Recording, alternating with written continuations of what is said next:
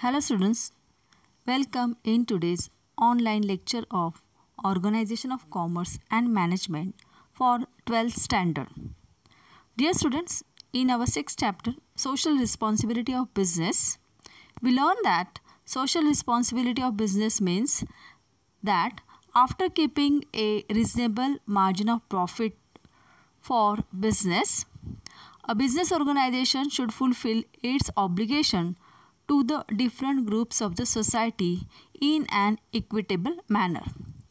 The idea of social obligation or responsibility is that the decision makers are obliged to take decisions and actions to protect and improve the welfare of the society as whole along with their own interest. Business and businessmen are not different entities from the society. Business is also a byproduct from the society. Business establishment, business development, success and achievement cannot be possible without the cooperation received from the society. So, obviously, it is the moral duty of the business organization to do something good for the welfare of the society. So, business is related with various groups of the society. In our earlier lecture, we have seen that the responsibility of business towards various groups are there, and these groups includes owners, investors, employees, consumers, government and community.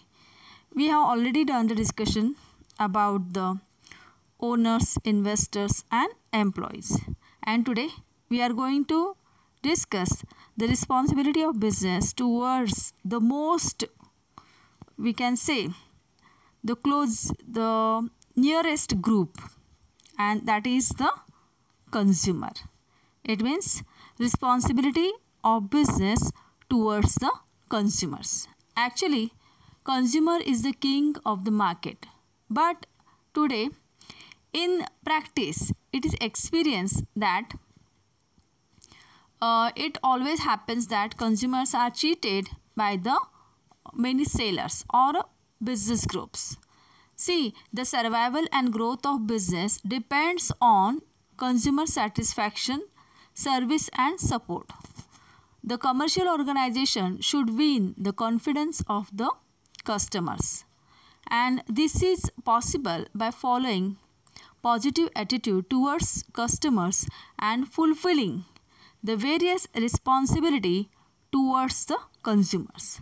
Now, which are these responsibility that we are going to discuss now in detail? Now, the first is the good quality products. The business organization should produce quality products or goods for the consumers. Every organization should have its quality control department, so inferior and substandard products can be rejected. International Standard Organization ISO is the latest trend towards quality control. This ensures customers about quality product.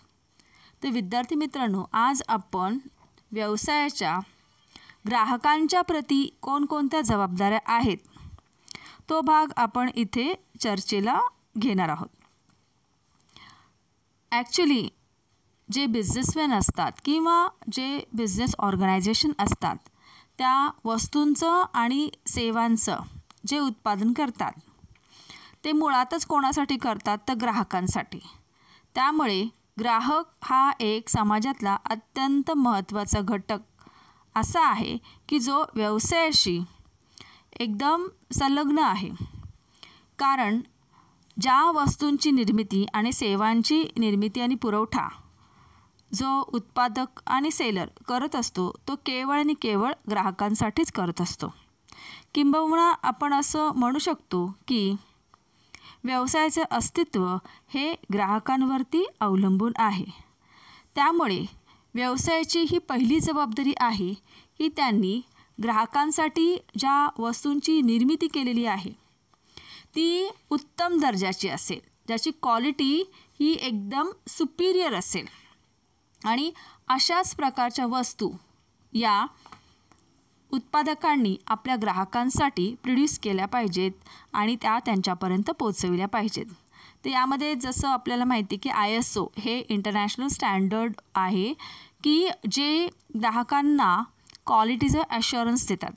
आता खूपशा वस्तू आपण मार्केटमध्ये ज्यावेळी खरेदी करायला जातो त्यावेळी आपण म्हणतो की ISO प्रमाणित आहे का. म्हणजे काय, तर ही एक अशी मानकं आहेत की त्यांनी ते सांगितलेलं आहे की ISO मार्किंग असेल किंवा ISOने सर्टिफाय केलेली ही वस्तू असेल तर ती नक्कीच कशी असणार आहे, दर्जेदार असणार आहे.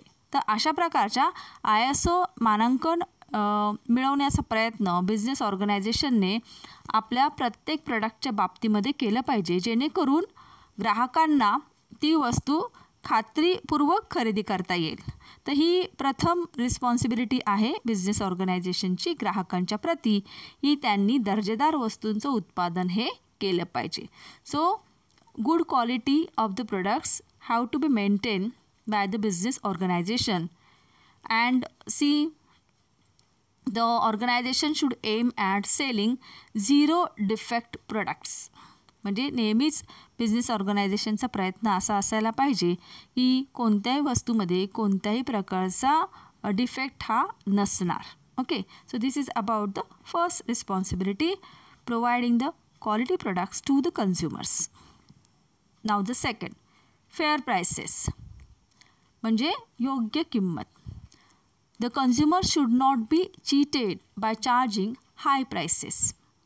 It is not possible to fool the customers at all the times. Fair price convert a one-time consumer into permanent consumer. See, maximum retail price, that is called MRP, inclusive of all taxes, should be printed on every packet of the product. Retailer should not charge any extra amount on that product from the consumer. So this care should be taken by the business organization that whatever prices they are charging for the product, that should be reasonable. See, every commercial organization must provide goods and services to the consumers at reasonable prices. Consumers should not be cheated on price. Goods and services must be made available at fair prices. And see, on each and every packet of the product, MRP should be printed so that all the consumers will get the knowledge of that price. And they can check whether that price is affordable or not. म्हणजे जे product आहेत त्या प्रत्येक प्रोडक्टच्या पॅकेटवरती त्या वस्तूची किंमत ही printed असली पाहिजे, ज्याला आपण म्हणतो MRP की maximum retail price of that product. जेणेकरून प्रत्येक ग्राहक वस्तू ही कितीही वजनाची असू दे किंवा लहान असू दे किंवा मोठी असू दे, त्यावरती MRP ही प्रिंटेड स्वरूपात असलीच पाहिजे, जेणेकरून ग्राहक त्याचं निरीक्षण करून त्या वस्तूचं वजन, त्याचप्रमाणे त्या वस्तूची उपयोगिता आणि प्राईस याच्यामध्ये ते कंपॅरिझन करू शकतील आणि खरंच ही वस्तू घेण्यामध्ये काही अर्थ आहे का, आणि खरंच या वस्तूची किंमत आणि त्याचा आकारमान, वजन, त्याची उपयोगिता या सर्व बाबी ग्राहक त्याचा अभ्यास करू शकतील आणि ते खरेदी करू शकतील. म्हणून जे उत्पादक आहे त्यांनीसुद्धा वस्तूंची निर्मिती केल्यानंतर त्या योग्य किमतीला ग्राहकांना उपलब्ध करून दिल्या पाहिजेत. Okay, this is the second responsibility of business towards the consumers.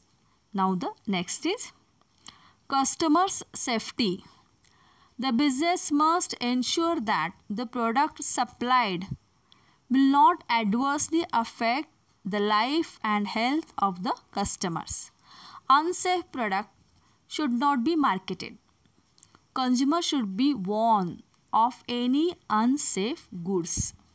It means that always the business organization or the producer should provide the all safe products to the consumers, and it is very essential in case of medicines and all the eatable products. म्हणजे बघा जे उत्पादक आहेत त्यांनी कन्झ्युमरचं सुरक्षितता, कन्झ्युमरच्या लाईफची सुरक्षिततेकडे लक्ष हे दिलंच पाहिजे.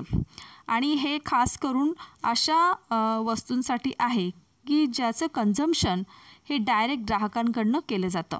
याच्यामध्ये औषधं आहेत, त्यानंतर वेगवेगळे आपण म्हणू की असे लिक्विड्स असतात की ज्यांचा वापर हा कन्झ्युमरकडनं केला, स्वच्छतेसाठी असेल म्हणा किंवा औषधं म्हणून असेल म्हणा, किंवा शेती व्यवसायामध्ये सुद्धा अनेक अशा औषधांचा वापर केला जातो की जे वापरत असताना प्रॉपर केअरही घेतली पाहिजे. जसं काही जी रसायनं आहेत किंवा काही लिक्विड्स असे आहेत की जे वन टाईमच यूज केले जातात, एकदा ते ओपन केले की परत ते वापरलं जात नाही. किंवा काही वस्तू अशाही असतात की त्या ओपन केल्यानंतर, वापरल्यानंतर प्रॉपरली त्या परत पॅक केल्या पाहिजेत. मग त्या कशा पॅक केल्या पाहिजेत याच्याबद्दलची माहिती आपल्या ग्राहकांना प्रोड्युसरने, सेलरने ही प्रोव्हाइड केली पाहिजे. तर ही एक त्यांची काय आहे, ग्राहकांच्या प्रती असलेली रिस्पॉन्सिबिलिटी आहे. त्याचप्रमाणे अनेक ज्या इलेक्ट्रिकल वस्तू आहेत किंवा इलेक्ट्रॉनिक वस्तू आहेत की ज्या अत्यंत एक्सपेन्सिव्ह असतात आणि नाजूकही असतात, तर अशा वस्तू बनवत असताना त्यातले जे इंटर्नल पार्ट्स आहेत ते सुद्धा हाय क्वालिटीचे यूज केले गेले पाहिजेत की जेणेकरून त्या वस्तू ग्राहक जेव्हा प्रत्यक्ष वापरतो तेव्हा जर आतमधील जर वस्तू दर्जेदार नसतील तर त्यामुळे ग्राहकांच्या जीवाला धोका हा निर्माण होऊ शकतो. तर वस्तूंची निर्मिती करत असताना जे काही रॉ मटेरियल असेल किंवा जे इंटर्नल पार्ट्स असतील, मोठ्या यंत्राचे असतील, मशिनरीचे असतील, तर असे जे इंटर्नल पार्ट्स आहेत ते अत्यंत सुपिरियर क्वालिटीचे प्रोड्युसरकडनं वापरले गेले पाहिजेत. आणि जेणेकरून ग्राहकांना किंवा त्यांच्या जीवाला कोणत्याही प्रकारचा धोका होणार नाही याची काळजी घेणं हे महत्त्वाचं आहे. तर जे फूड प्रोडक्ट्स आहेत, इटेबल प्रोडक्ट्स आहेत, त्यांच्या बाबतीतसुद्धा जे प्रोड्युसर्स आहेत, सेलर्स आहेत, त्यांनी आपल्या ग्राहकांना योग्य ती माहिती दिली पाहिजे आणि त्यांच्या सेफ्टीचा विचार हा नक्कीच त्यांनी केला पाहिजे. Now the next is the honest advertising. See, the consumers want to know the facts, features, advantages, side effects, etc. of the products. The advertisement conveys this information. So the organization must be sure that the advertisement is not being misleading, false, and vulgar advertisement should be avoided. Consumers will appreciate only honest advertisements in the long run. आता इथे आपण असं म्हणू शकतो की ज्या जाहिरातींचा वापर प्रोड्युसरकडनं केला जातो तर या जाहिराती चुकीच्या असता कामा नये, तसेच त्या असभ्यसुद्धा असता कामा नये. खरं पाहता जाहिरातींचा वापर हा कशासाठी असतो तर वस्तूची माहिती ग्राहकांपर्यंत पोहोचविण्यासाठी जाहिरातीचा वापर हा केला जातो. जाहिरात हे एक प्रकारचे माध्यम आहे की ज्याद्वारे प्रोड्युसर नवीन वस्तूची माहिती, त्याचे वैशिष्ट्य, त्याचे फायदे, त्याचे इफेक्ट्स, मग ते चांगले वाईट असतील तर हे सगळं तो जाहिरातीच्या माध्यमाने ग्राहकांपर्यंत पोचवत असतो. मग या ज्या जाहिराती आहेत त्यांचा वापर करत असताना त्या प्रोड्युसरने कोणत्याही प्रकारचं चुकीचं आश्वासन या जाहिरातीतून ग्राहकांना देता कामा नये. तसेच या जाहिराती या अत्यंत सभ्य असल्या पाहिजेत. म्हणजे आपल्याला काही जाहिराती अशा असतात की लहान मुलांवरती त्याचा परिणाम होऊ शकतो बघताना, किंवा कुटुंबातील इतर सदस्य आहेत तर त्या एकत्र बसून सुद्धा ते जाहिरात बघू शकत नाहीत. अशा प्रकारच्या जाहिराती आहेत त्यांचा वापर प्रोड्युसरने करता कामा नये. ओके. आणि जाहिरात ही अत्यंत आपण म्हणू शकतो की ही प्रॉमिसिंग असली पाहिजे. त्याच्यामध्ये कुठल्याही प्रकारचं खोटा दावा हा प्रोड्युसरने करता कामा नये. नाहीतर आजकाल तुम्ही बघत असाल की कितीतरी फेअरनेस क्रीमच्या ॲडव्हर्टाईजमेंटमध्ये असं सांगितलं जातं की तुम्ही 7 दिवस ही क्रीम वापरा, तुमच्या त्वचेचा रंग हा गोरा होईल. किंवा जे काही सॉफ्ट ड्रिंक्स असतात, मिल्क पावडर असते किंवा मिल्कमध्ये ती पावडर टाकल्यामुळे तुम्ही जर त्याचं सेवन केलं तर तुमची बुद्धिमत्ता वाढेल किंवा तुमचा फर्स्ट नंबर येईल किंवा तुमची उंची वाढेल. ओके, तर अशा प्रकारच्या ज्या जाहिराती आहेत तर त्याची सत्यता न पडताळून पाहता प्रोड्युसर त्या जाहिराती आपल्या ग्राहकांसाठी प्रसारित करत असतो. तर अशा प्रकारच्या खोट्या जाहिराती किंवा खोटे दावे या जाहिरातीतून प्रोड्युसरने करता कामा नये. अशा प्रकारची ही जबाबदारी कोणाची आहे तर व्यवसायाची आहे. So the business organization should always follow the honest advertising. An organization should advertise about their products or services honestly. See, wrong information should not be given through this advertisement, and indecent and unethical advertising should not be done. Advertisement claims should be very honest. So that should be followed by the business organization. Now the fifth one is after sales service. The organization is expected to provide after sales service for maintenance of goods during the period of warranty. Efficient and effective after sales service helps to establish good relation between the consumers and the organization. आता after cells service म्हणजे काय तर विक्रीनंतरची सेवा.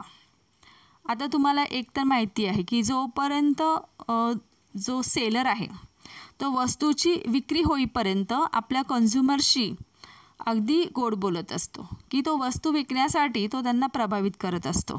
आणि एकदा का ग्राहकाने ती वस्तू खरेदी केली, त्याचं पेमेंट केलं, बिल पेड केलं, तर त्यानंतरसुद्धा त्या ग्राहकाला त्या वस्तूची विक्री झाल्यानंतरसुद्धा त्या सेलरने योग्य प्रकारे सेवाही दिली पाहिजे. हा प्रश्न अशा वस्तूंच्या बाबतीमध्ये येतो की ज्या वस्तू महागड्या असतात आणि त्या इलेक्ट्रिकल किंवा इलेक्ट्रॉनिक स्वरूपातील असतील. तर या वस्तूंचा वापर ज्यावेळी ग्राहक करतो, फॉर एक्झाम्पल आपण वॉशिंग मशीन घेऊया किंवा रेफ्रिजरेटर घेऊया. रेफ्रिजरेटर, वॉशिंग मशीन या तशा सामान्य माणसासाठी मोठ्याच वस्तू आहेत रोजच्या दैनंदिन त्यांच्या गरजा भागवण्यासाठी. तर या वस्तूंची खरेदी झाल्यानंतर एकदा का ग्राहकाने पैसे दिले की झालं, बिलचं पेमेंट केलं, आता त्या ग्राहकाचा आणि आपला काही संबंध नाही, असं वागणं हे सेलरचं असता कामा नये किंवा हा त्याने ॲटिट्यूड ठेवणं हे चुकीचं आहे. किंबहुना आपण असं म्हणूया, समजा 6 महिन्याने, वर्षभराने किंवा 1.5 वर्षाने जर त्या ग्राहकाला वस्तू वापरताना काही प्रॉब्लेम निर्माण झाला असेल, वॉशिंग मशीन नीट चालत नसेल किंवा रेफ्रिजरेटरमध्ये काही प्रॉब्लेम झाला असेल आणि त्याने समजा त्या सेलरशी कॉन्टॅक्ट केला, तर सेलरचं हे काम आहे की त्यांनी योग्य तो जो एक्सपर्ट आहे, जो त्या वस्तू पाहतो आणि नीट करतो, तर त्याची सेवा या सेलरने आपल्या ग्राहकांना पुरवली पाहिजे. Okay, so it is a responsibility of the seller that he should provide after sale service to the consumers, because if the sellers are ready to provide such type of service to their consumers, then only these consumers will ask their friends, their all the relatives, they will insist them to purchase the goods from that shop only if they gets the after sale service. म्हणजे अशा प्रकारे ग्राहकांना जर after sale service provide केली तर हेच ग्राहक त्यांच्या नातेवाईकांना किंवा त्यांचे जे परिचित लोक आहेत त्यांना इन्सिस्ट करतील की तुम्ही याच सेलरकडनं त्या वस्तू घ्या. का तर हा जो सेलर आहे तो आपली आणि आपल्या ग्राहकांची योग्य प्रकारे काळजी घेतो आणि आफ्टर सेल सर्व्हिससुद्धा तो आनंदाने देतो. म्हणजे अशी एक प्रकारची प्रतिमा समाजामध्ये, मार्केटमध्ये निर्माण होत असते. म्हणून आफ्टर सेल सर्व्हिस ही प्रोव्हाइड करणं त्या सेलरची ग्राहकांच्या प्रती असलेली एक जबाबदारी आहे. नाव the 6th is research and development. Organization should conduct research and development to improve the quality of goods and reduce the cost of production. This will minimize final price charged to consumers. It must provide quality standards such as BIS. BIS means Bureau of Indian Standards or AGMARK on respective products. AGMARK stands for Agriculture Marketing Certifying Agency, Directorate of Marketing and Inspection, Government of India. Okay, so AGMARK is for all the agriculture products. So research and development is very important because you know that when the research and development is conducted by the business organization or the businessman, it find out the new way of production, then that improves the new technique of distribution of goods and services among the consumers, and this research and development lead to the innovation. And you know that always the consumers likes all the innovative things in their product, and this innovation leads to minimizing the cost of production. And ultimate aim of business is to minimize the cost of production and increase the profit. So that's why research and development should be conducted by the business organization to improve the quality of the product and to minimize the cost of production. Okay, and here we can say that quality standards, these are decided by Bureau of Indian Standards.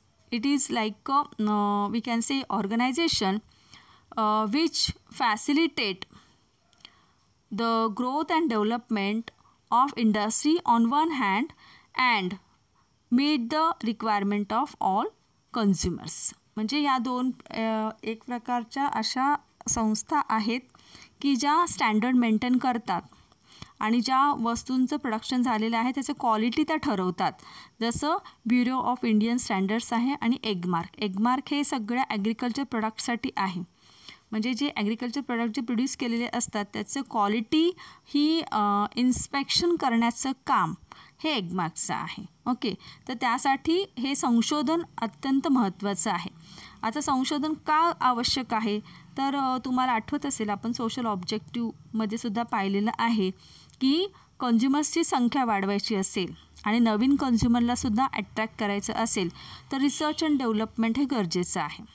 कारण कन्झ्युमर्सला नेहमीच ज्या वस्तू आहेत त्याच्यामध्ये नाविन्य आवडतं. नवनवीन वैशिष्ट्य प्रोड्युसरने कन्झ्युमरला दिलेलं त्यांना आवडत असतं.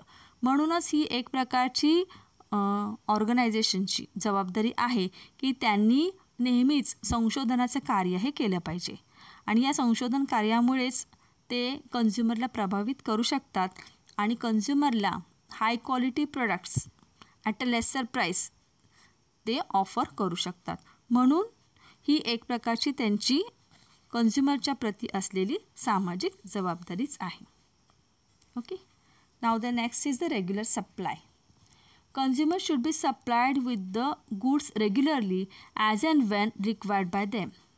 The commercial organization should not create artificial shortage of goods by hoarding and black marketing. याचा अर्थ असा आहे की बिझनेस ऑर्गनायझेशनने नेहमीच हा वस्तूंचा पुरवठा रेग्युलरली केला पाहिजे आपल्या कन्झ्युमरसाठी. कारण तुम्हाला माहिती आहे की ज्यावेळी पुरवठा कमी आणि मागणी जास्त अशी बाजारामध्ये स्थिती आली की वस्तूंच्या किमती या वाढतात आणि वस्तूंच्या किमती वाढल्या की नुकसान कोणाचं होणार आहे तर कन्झ्युमरचं. म्हणून regular supply of goods and products जे आहेत ते अत्यंत महत्त्वाचं आहे की यामुळे कन्झ्युमरचं हित हे या बिझनेस ऑर्गनायझेशनला राखता येतं. जर सप्लाय अँड डिमांड हे इक्वल असतील, दोन्ही समान जात असतील मार्केटमध्ये तर वस्तूंच्या किमती या स्थिर राहतात आणि यामुळेच कन्झ्युमर हा नेहमी कसा राहतो, समाधानी राहतो. तर हीच तर जबाबदारी आहे बिझनेस ऑर्गनायझेशनची की त्यांनी बाजारामध्ये वस्तूच्या किमती या स्थिर ठेवण्याचा प्रयत्न केला पाहिजे.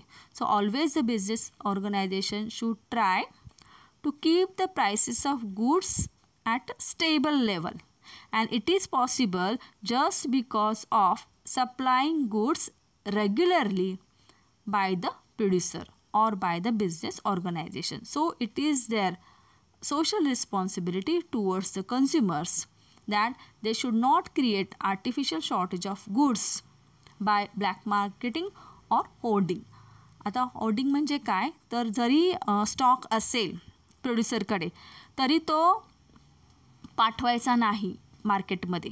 का, तर let the prices go up, म्हणजे डिमांड वाढू दे आणि प्राइसेस आणखीन वाढू दे, आणि जरी स्टॉक असेल तरी तो मार्केटमध्ये पाठवायचा नाही अशी पॉलिसी न करता इनफॅक्ट जे बिझनेसमॅन आहेत किंवा जे प्रोड्युसर आहेत त्यांनी जो मालाचा पुरवठा हा सतत केला पाहिजे, जेणेकरून मागणी आणि पुरवठा यांचा ताळमेळ बसेल आणि वस्तूच्या किमती या मार्केटमध्ये स्थिर राहतील, स्टेबल राहतील, आणि इथेच कन्झ्युमरचा फायदा हा होत असतो. म्हणून ही जबाबदारी आहे बिझनेस ऑर्गनायझेशनची की त्यांनी वस्तूचा पुरवठा हा रेग्युलरली केला पाहिजे. Now the next is attend complaints. The consumer complaints must be attended immediately. Quick and effective grievances redressal system should be implemented. Suggestions of customers should be welcome. आता इथे असं सांगितलं आहे आपल्याला की कन्झ्युमर्सच्या ज्या काही तक्रारी आहेत त्या तक्रारींचं निवारण लगेचच झालं पाहिजे, तात्काळपणे ते केलं पाहिजे, आणि जे काही त्यांचे सजेशन्स असतात ग्राहकांचे ते ॲक्सेप्ट केले पाहिजे, आणि त्यांनी ज्या नवनवीन बाबी सजेस्ट केलेल्या आहेत तर त्या लवकरात लवकर इम्प्लिमेंट करण्याचा प्रयत्न बिझनेस ऑर्गनायझेशनने केला पाहिजे. कारण बघा की मुळातच बिझनेसचं अस्तित्व हे कन्झ्युमरवरती अवलंबून आहे. कन्झ्युमर जर सॅटिस्फाईड राहतील तरच तो बिझनेस मार्केटमध्ये लाँग रनमध्ये सुद्धा तो सुरू राहू शकतो. अदरवाईज जर असं लक्षात आलं ग्राहकांच्या की एखादी कंपनी किंवा एखादा प्रोड्युसर आपल्या तक्रारींकडे लक्ष देत नाही किंवा आपण जे सजेशन्स त्यांना सांगत असतो त्याच्यावरती तो काही काम करत नाही आहे, वस्तूमध्ये काही बदल करत नाही, त्याच्या क्वालिटीमध्ये बदल करत नाही, व्हेरिएशन्स काही देत नाही, तर अशा कंपनीपासून कन्झ्युमर काय होतात, दूर होतात, आणि ते मग तशाच पद्धतीच्या वस्तू बनवणारे दुसरे जे त्यांचे कॉम्पिटिटर्स असतात त्यांच्याकडे ते अट्रॅक्ट होत असतात. म्हणून कन्झ्युमरची कंप्लेंट्स काय आहे याकडे लक्ष देणं हे बिझनेस ऑर्गनायझेशनची एक प्रकारची महत्त्वाची जबाबदारी आहे, आणि त्यांच्या तक्रारी ऐकून घेणं, त्याच्यावरती सजेशन्स त्यांना देणं, आणि त्यांनी ज्या सुचवलेल्या ज्या गोष्टी आहेत त्या गोष्टींचं पालन करून कन्झ्युमरला नवनवीन वस्तूंचा पुरवठा करणं ही त्यांची जबाबदारी आहे. नाव the 9th one is training. The business organization should arrange training for their consumers either free or by charging reasonable fees. आता पहा की कन्झ्युमर्सला सुद्धा ज्यावेळी मार्केटमध्ये एखादं नवीन प्रोडक्ट लॉन्च केलं जातं त्यावेळी ते प्रोडक्ट कसं वापरायचं किंवा त्या वस्तूचे काय फायदे आहेत, त्या वस्तूचं हँडलिंग कसं करायचं, तर अशा बाबी लोकांना समजून सांगणे, आपल्या ग्राहकांना सांगणं हे या बिझनेस ऑर्गनायझेशनची जबाबदारी आहे. तर हे त्यांना वेगवेगळ्या प्रकारे करता येतं, जसं की सेमिनार अरेंज करणं, नाहीतर डेमॉन्स्ट्रेशन देणं, नवनवीन ज्या वस्तू आहेत की ज्याच्यामध्ये टेक्निकल नॉलेज हे जास्त गरजेचं असतं किंवा वस्तूचं हँडलिंग हे केअरफुली करावं लागतं त्या वस्तू वापरत असताना, तर अशा पद्धतीच्या ज्या वस्तू आहेत त्या कशा वापरायच्या, त्याची काळजी कशी घ्यायची, त्यानंतर जर त्यामध्ये काही दोष निर्माण झाला तर प्रथम त्यांनी कोणाला सांगायचं, तर या ज्या लहान सहान गोष्टी असतात वस्तूंच्या बाबतीमध्ये किंवा सर्व्हिसेसच्या बाबतीमध्ये, तर त्या बाबतीतलं प्रशिक्षण आपल्या ग्राहकांना देणं ही एक प्रकारे व्यवसायाची जबाबदारी आहे. So training is very important for the consumers to deal with all the highly sophisticated products. So that's why it is the responsibility of the business organization that they should provide proper training to the consumers, either free of charge, either free of any cost, or by charging reasonable fees. Now the next responsibility of business towards the consumer is avoid customers' exploitation. It is very important. See, business should avoid unfair trade practices which lead to exploitation of consumers. Also, they should avoid monopolistic competition in the interest of the consumers. See here, the organization should not follow unfair practice and exploitation of consumers. Business unit must not create artificial scarcity of short-term gains. Wrong weights and measures should not be used. म्हणजे जे ग्राहकांची पिळवणूक होते, तर ग्राहकांची पिळवणूक कशी होते, तर अनफेअर ट्रेड प्रॅक्टिसचा अवलंब करून, जसं की चुकीचे मेजरमेंट वापरणं, त्यानंतर ग्राहकांना चुकीच्या जाहिरातीने मार्गदर्शन करणं, किंवा आर्टिफिशियल तुटवडा निर्माण करणं वस्तूंचा. तर या सगळ्या वेगवेगळे प्रकार आहेत की ज्याद्वारे ग्राहकांची पिळवणूक ही होत असते, ग्राहकांची फसवणूक होत असते. तर हे सगळं या बिझनेस ऑर्गनायझेशनने टाळलं पाहिजे आणि ग्राहकांना दर्जेदार वस्तूंचं उत्पादन करून त्या वस्तू वेळेवर मार्केटमध्ये उपलब्ध करून दिल्या गेल्या पाहिजेत. तसंच कन्झ्युमर प्रोटेक्शन ॲक्ट 1986 साली तो पास झाला. तर त्यामध्ये ज्या ज्या गोष्टी सांगितलेल्या आहेत की याचा अवलंब करता कामा नये सेलर्सनी किंवा प्रोड्युसरने, तर त्या सर्व गोष्टींचं पालन हे बिझनेस ऑर्गनायझेशनने केलं गेलं पाहिजे. So that will avoid the customers exploitation. So here all these are the points are explaining the responsibilities of business towards the consumer. Ultimately, consumers are supporting the business because every business organization is taking the production of all goods and services for the consumers only, and consumers are the part of the society. So that's why it is the responsibility of business towards the consumer that they should take the production of all the quality products. They should provide all the after sales service to the consumers. They should take the care of customers' health also, and they should go for always research and development. So all these are the responsibilities of business towards the consumer. So here actually 10 points are there which are explaining the responsibilities of business towards the consumers. So in the exam time, when this question is asked, write the responsibilities of business towards the consumers, then you should give attention towards the marks also. For how many marks the question is asked. If the question is asked for the 5 marks, then at least minimum 5 points are expected, but it is always better to write some extra points. So that's why you have to read out all these 10 points. So at least you will remember 7 to 8 points. So read these points again and again, which are explaining the responsibilities of business towards the consumer. These responsibilities towards the consumers are very, very important from the exam point of view also. So read it again and again.